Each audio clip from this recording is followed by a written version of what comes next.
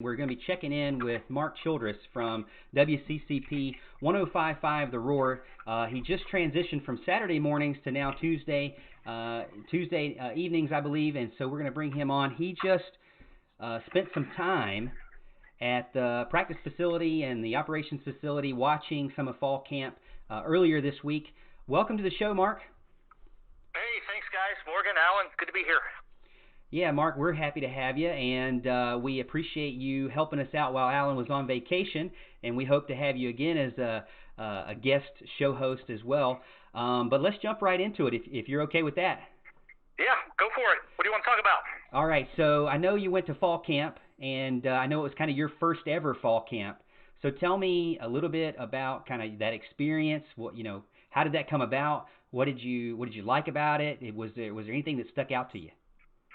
Yeah, it's always an honor to be down there with everything going on down at Clemson. So I did get a chance to go to one of the practices that was open to the media earlier this week, at least for the first portion of practice. So that ends up being a lot of stretching and then a few drills that they did outside. I always, when I go into these things for the first time, whether I'm at the spring game, whether I'm at one of these practices, it's curious to see where my eyes go, right? That's where I do from the beginning. I start scanning around, who am I landing on?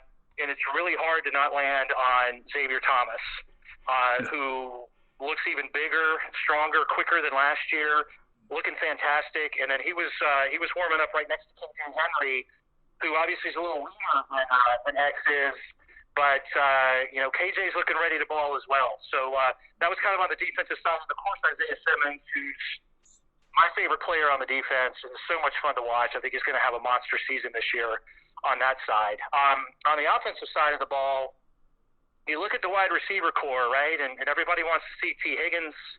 Everybody wants to see Justin Ross.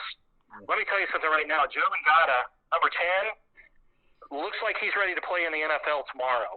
Almost equal size to Ross and Higgins, and might even have a little bit more muscle on his frame. Massively explosive coming out of his breaks, and Frank Ladson looks great as well. But my takeaway on the offensive side of the ball was Joe Ngata, and then Lynn J. Dixon was the other one. Watching him catch the ball out of the backfield a little bit, just looking even more confident. If you can imagine him looking quicker, it felt that way watching him out there. So that was, I guess, my first analysis of, hey, if I look across the field, where do I end up landing? And those are the players I landed on. That's some good stuff right there, Mark. Hey, I got a question. I don't know if you're able to see any of this at practice, if you've been kind of privy to this information, but what's the vibe you get from the DBs that have to go against these monsters at wide receiver? Yeah, I spent most of my time checking out the offense when I was at practice and want to go heavy on the D last time, but they're physical. They're not shying away from these crazy big targets and wide receivers. And I expect a lot from those guys this year, right? The physicality, I think, is probably what stuck out to me the most.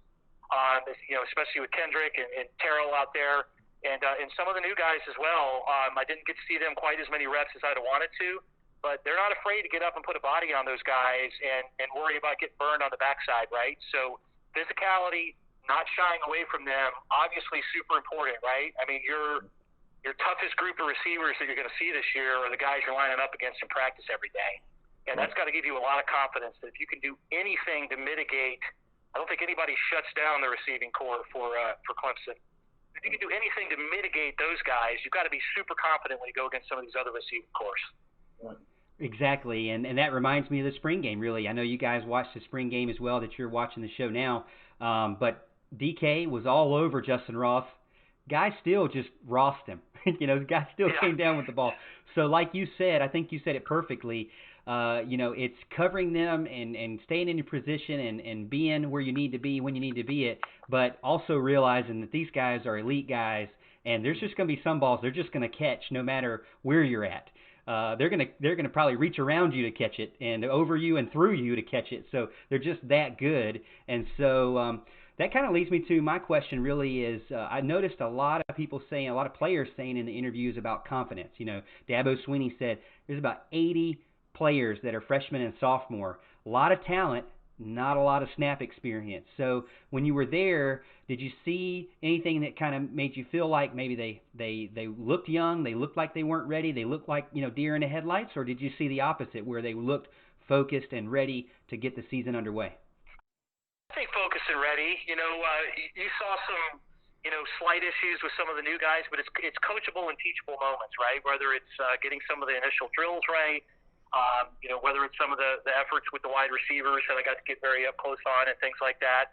There are moments where, guys aren't catching the ball exactly the way that Dabo wants them to catch it. And he's going to use that as a teachable moment. But I didn't see anybody, in the batches that I was watching where it felt like the moment was too big for them or they weren't prepared or not doing it. Now, we only got about 30 minutes, right? So I wasn't seeing the entire practice and all the details and things like that. But I think these guys are absolutely ready to go, and there's nothing to worry about. And, hey, you guys did bring this up earlier. I wanted to weigh in on this.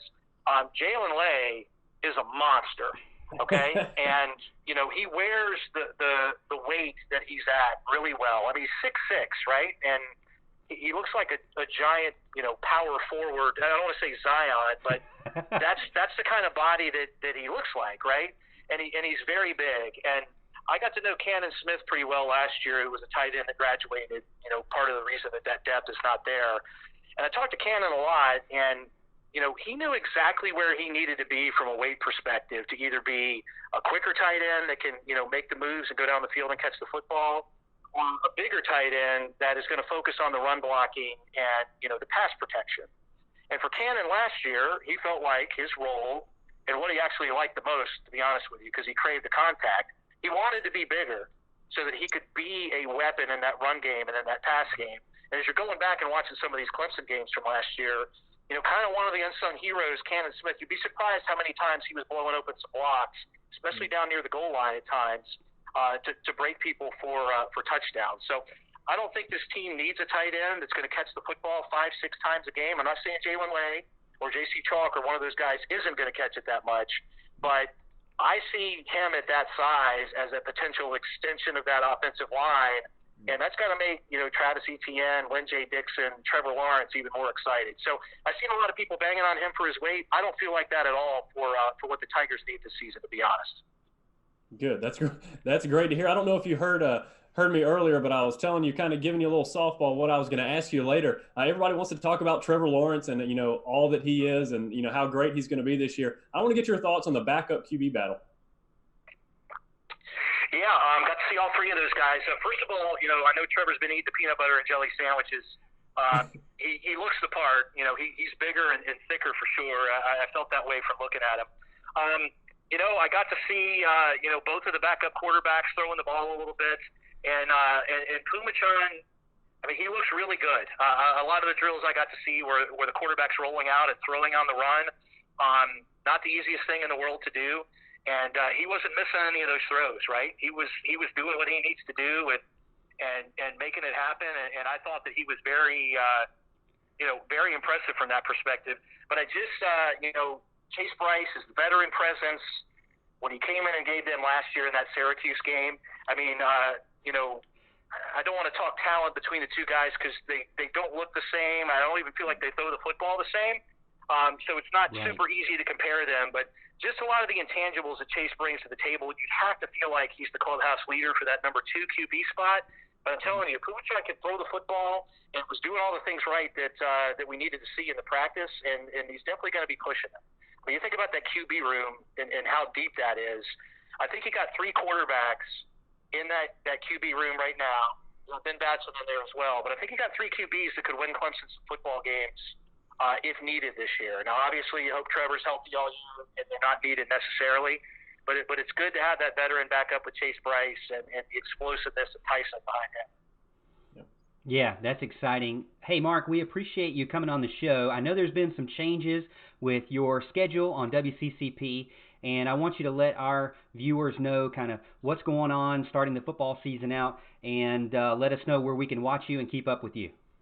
Yeah, so first things first, it's the college football kickoff show for WCCP tomorrow night from 5 to 8. That's really the biggest event of the year that CCP does, and that's at Twin Peaks over on Woodruff Road. So if you guys can make it out there between 5 and 8, it's a great event that you want to be a part of. if you can't make it out there in person, you definitely want to listen. We'll be having a lot of fun doing that. Starting next Tuesday night, August the 13th, I will be live every Tuesday during the football season. The Mark Childress Show will move from Saturdays to Tuesday nights from 7 to 9. So I'm excited about that this year. And when I look down the calendar, right, and you're looking into October, Tuesday night's a big night for college football because that's when the college football playoff rankings come out.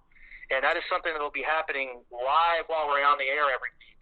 So I think it's going to be a lot of fun for folks to be able to watch the college football playoff rankings. Put a mute on your TV. You can listen to me and John Hyde on the radio talking about it, and then you can instantly react on the Roar as well, which I think will be really cool. So I'm super excited about that. You'll see me on the Tiger Tailgate Show, or hear me at least, during the football season this year as well, and then you'll see me on WSPA Channel 7 on a lot of Saturday nights for the football season, helping Pete Yannity and Todd Summers out up there. So I'll be a busy man, dude.